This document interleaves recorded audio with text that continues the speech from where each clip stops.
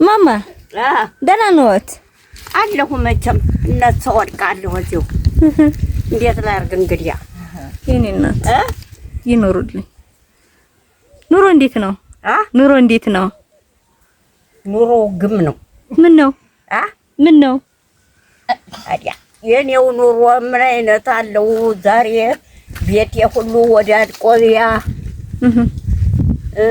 ቤቴ ሁሉ ሰው ወድቆ አይቼዋለሁ አይቼዋለሁ።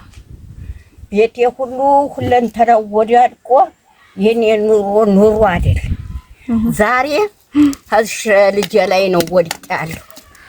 ልጆትም የኔ እናት እያየኋት ነበርና ሶስት ሴት ልጆች አሉ። ዛሬ ጥሏቸው ወዲህ ወባድሟል እንጂ ገፋናቸው ወደዚህ ለለታም ተፈት ሴት ልጅ አንዲት ቀርቻ የማማ ልጅ እሷን ገቢያም አልኩ ምንም አልኩ ያስኳት እሱ ነው ታውን ማማን ያዟቸው እሱ ነው ማማን ያዟቸው እኔ ነኝ ያስኳት ለራሴ ማልኮልጅ እናቴንም ይሻታለሁ የኔ ልጅ ያስኳት ሁለት ሴት ልጅ ወንዱስ በዚህ ይማይላል።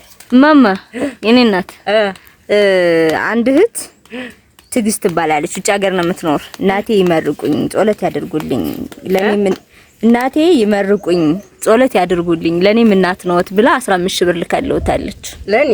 አዎ ለኔ አዎ አረተ ዓለም ምንድነው አይነቱ አለች ይመርቁኝ። ይሄ ብር ጥሩ ነው? አዎ ጥሩ ነው ጥሩ ነው። ዋጋው ላይ 15 ሺህ ረተ አንቺ የምር